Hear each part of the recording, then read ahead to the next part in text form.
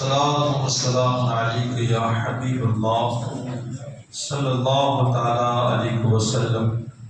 بسم اللہ الرحمن الرحیم۔ آج کا جو دن تھا وہ حضرت سیدنا امام زین العابدین رضی اللہ تعالیٰ عنہ کے عرص پاک کی تاریخ تھی۔ دعا ہے اللہ تعالیٰ آپ کے فیضان سے ہمیں مالا مال فرمائے۔ بڑی بہترین آپ کی زندگی گزری، اللہ تبارک و تعالیٰ نے بڑی عزتیں آپ کو دی ہیں، لوگوں کے دلوں میں آپ کی بڑی محبتیں ہیں۔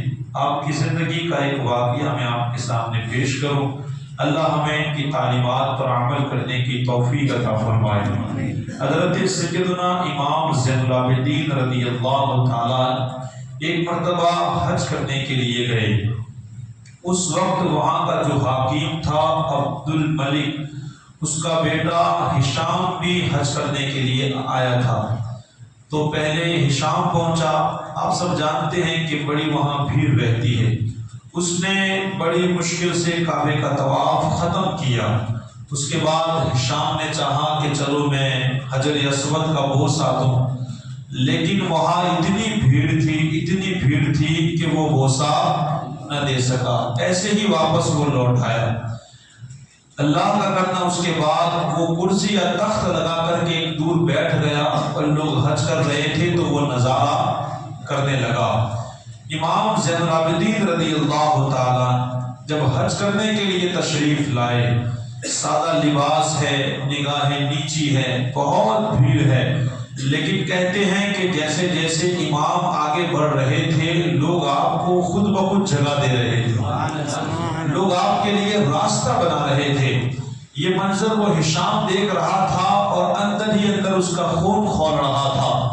امام زین العابدین رضی اللہ تعالیٰ عنہ نے آسانی کے ساتھ کعبہ شریف کا طواف کیا، اور آپ کے بھی دل نے چاہا کہ لاؤ میں حجر اسود کو بوسہ دوں۔ کیوں نہ دل چاہے، یہ وہ پتھر ہے جس کو مدینے والے نے بھی چوما ہے۔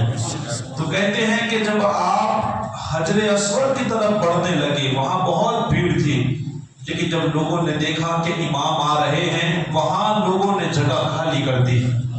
آپ نے آسانی کے ساتھ حجر اسود کو بوسہ دیا۔ یہ سارا منظر ہشام بیٹھ کے دیکھ رہا تھا۔ وہ سوچ رہا تھا کہ میں میرا باپ یہاں کا حاکم ہے، گورنر ہے، میری کوئی عزت نہیں، اور ان کی لوگ اتنی عزت کرتے ہیں۔ اب اچانک اس کے بغل میں ایک اجنبی انسان کھڑا تھا جو امام زین العابدین کو جانتا نہیں تھا۔ اب اس نے ہشام ہی کو پوچھا کہ بھئی یہ کون ہستی ہے جن کی لوگ اتنی عزت کرتے ہیں؟ اور وہ تو پہلے ہی سے غصے میں تھا۔ اس نے کہہ دیا کہ میں نہیں جانتا یہ کون ہے۔ ابو نعیم رحمۃ اللہ علیہ اپنی کتاب میں یہ بات لکھتے ہیں کہ اس کے ٹھیک بغل میں ایک شاعر کھڑا تھا جس کا نام تھا فرزدق۔ اب اس شاعر نے جب سنا کہ یہ جھوٹ بول رہا ہے، یہ حالانکہ جانتا ہے، لیکن پھر بھی کیا کہتا ہے، میں انہیں نہیں جانتا۔ اب فرزدق کا عشق جوش میں آیا، اس نے پورا قصیدہ امام کی شان میں لکھ دیا۔ پورا قصیدہ، اتنا خوبصورت وہ قصیدہ لکھا ہے، وہ عربی میں ہے۔ اس کا مفہوم میں آپ کے سامنے پیش کروں۔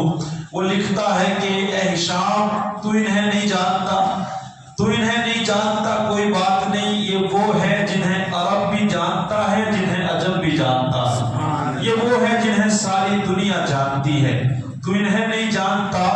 ارے سارے پرہیزگاروں کو اکٹھا کیا جائے تو ان پرہیزگاروں کے یہ امام مانے جائیں گے، سارے متقیوں کو لایا جائے تو یہ متقیوں کے امام ہوں گے۔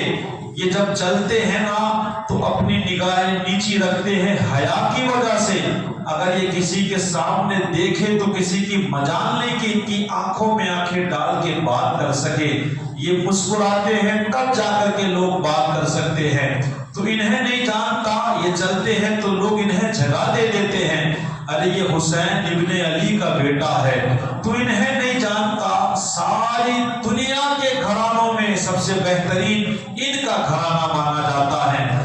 یہ فاطمہ الزہرا کے لخت جگر ہے، اور یہ ان کے جن کے جد امجد پہ اللہ نے قرآن نازل کیا اور نبوت کو ختم فرما دیا ہے۔ اتنا بہترین اس نے قصیدہ لکھا۔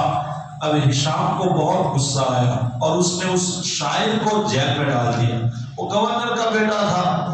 اب جب یہ بات امام زین العابدین رضی اللہ تعالیٰ عنہ کو پتہ چلی، آپ نے اللہ کی بارگاہ میں دعا کی کہ مالک اس نے ہمارے عشق میں کہا ہے، اللہ نے اس حاکم کے دل میں رحم ڈالا اور اس نے اس شاعر کو آزاد کر دیا۔ اس کے بعد امام زین العابدین رضی اللہ تعالیٰ عنہ نے تحفے کے طور پر 2000 درہم اس کے لیے بھیجے، 2000 درہم۔ جب یہ درہم اس شاعر کے پاس پہنچے تو اس نے لینے سے منع کر دیا، کہا میں نے پیسوں کے لیے قصیدہ نہیں پڑھا ہے، میں نے تو آپ کی محبت میں قصیدہ پڑھا ہے۔ جب یہ پیسے واپس گئے، دیکھیے کیا لجپال گھرانہ تھا یہ، جب یہ پیسے واپس گئے امام کی بارگاہ میں تو امام نے انہیں واپس بھیجے اور کہا کہ جا کے اسے کہنا کہ ہم بھی جانتے ہیں کہ تو نے پیسے کے لیے قصیدہ نہیں پڑھا ہے، تو نے ہماری محبت میں پڑھا ہے، ہم اسی لیے بھیج رہے ہیں اور یہ تجھے لینے پڑے گی، اس لیے کہ ہمارا وہ گھرانہ ہے، ہم جو چیز ایک مرتبہ دے دیتے ہیں وہ کبھی واپس نہیں لیتے ہیں۔ اس نے پھر محبت سے رکھ لیا۔ آپ کی یہ شان ہے، آج بھی لاکھوں نہیں کروڑوں لوگوں کے دلوں میں آپ کی محبت ہے، آپ نے بڑی اللہ کی وفاداری میں زندگی گزاری ہے۔ ہمیں بھی چاہیے اللہ کے فرامین پر عمل کرتے ہوئے ہم زندگی گزاریں۔ دعا ہے اللہ تعالی ہم سبھی کو عمل کی